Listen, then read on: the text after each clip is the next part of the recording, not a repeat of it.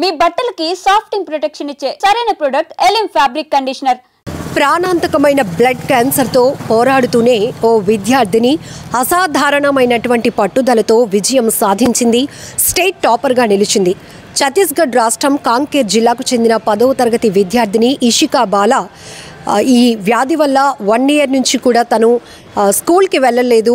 అయినప్పటికీ కూడా తల్లిదండ్రుల ప్రోత్సాహం, ఉపాధ్యాయుల కృషి ఫలితంగా ఆమె ఛత్తీస్గఢ్ రాష్ట్రం సెకండరీ బోర్డు ఫలితాల్లో 99.17% ఉత్తీర్ణతతో స్టేట్ టాపర్గా నిలవటం ఇప్పుడు ప్రతి ఒక్కరూ ఆమెను ప్రశంసలతో ముంచెత్తుతున్నారు. ఇంకొక వైపు ఆ ప్రాణాంతకమైన వ్యాధి ఏదైతే ఉందో అది తగ్గుముఖం పట్టాలని, భగవంతుడు ఆమెకు మంచి జీవితం ఇవ్వాలని బ్లెస్సింగ్స్ కూడా ఇస్తున్నారు నెటిజన్స్.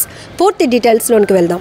బ్లడ్ క్యాన్సర్ వల్ల 1 సంవత్సరం పాటు స్కూల్కి వెళ్ళలేకపో తల్లిదండ్రులు, ఉపాధ్యాయుల ప్రోత్సాహంతో మళ్ళీ పాఠశాలకు హాజరైంది.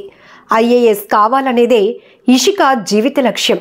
చదువు విషయంలో ఆమె చూపిన కృషి ఎంతో మందికి ప్రేరణగా నిలుస్తోంది. ఇషికా సామాన్య రైతు కుటుంబానికి చెందిన విద్యార్థిని. ఆమె తండ్రి శంకర్ ఇప్పటికే ఆమె ట్రీట్మెంట్ కోసం 15 లక్షల వరకు ఖర్చు చేశారట. ఇషికా కుటుంబం ఆర్థికంగా చాలా కష్టాల్లో ఉంది. ప్రభుత్వం సహాయం అందించాలని వారు వేడుకుంటున్నారు. ఈ నేపథ్యంలోనే జిల్లాలోని విద్యాశాఖ అధికారి అశోక్ కుమార్ పటేల్ మాట్లాడుతూ ఇషికాకు ఆరోగ్య సేవలు అందించేందుకు ప్రధాని స్వస్థ్య సహాయత యోజన కింద అవసరమైన చర్యలు తీసుకుంటామన్నారు.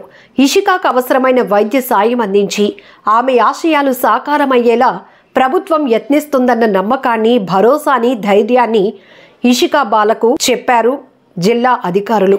అంతేకాదు, ఇంత ప్రాణాంతకమైన వ్యాధితో పోరాడుతూ కూడా ఆమె ప్రతిభా పాఠవాలు చూపించి స్టేట్ ర్యాంకర్గా నిలవటం చాలా గొప్ప విషయమని, ఆమె లక్ష్యం చాలా ఉన్నతమైనదని, IAS కావాలనుకునే ఇషికా బాల కోరిక ఖచ్చితంగా ఆ భగవంతుడు నెరవేర్చాలని నెటిజన్లు కూడా ప్రశంసలతో ముంచెత్తుతున్నారు.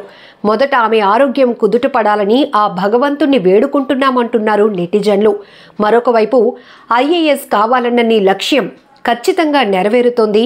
ఆ భగవంతుడు ఎప్పుడూ నీకు తోడుగా ఉంటాడు ఇషికా బాల అంటూ నెటిజన్లు కామెంట్ చేస్తూనే wish you all the very best తల్లి అంటూ తమ విలువైన బ్లెస్సింగ్స్ కూడా ఇస్తున్నారు.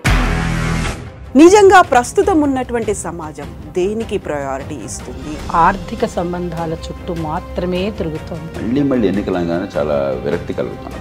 మంచి అనిపిస్తుంది కదా, లేడీస్ కూడా ఛాలెంజింగ్ జాబ్స్ చేసినప్పుడు చాలా బాగుంటది. ట్రాఫిక్ అసిస్టెంట్స్ గా నియమించిన ట్రాన్స్జెండర్స్ అందరితో సాల్యూట్ చేయించుకుంటున్నారు. ఫుడ్ డెలివరీ ఇవ్వటానికి వెళ్ళినటువంటి డెలివరీ బాయ్ అనిల్ పై కళ్ళ ముందు పెళ్ళండి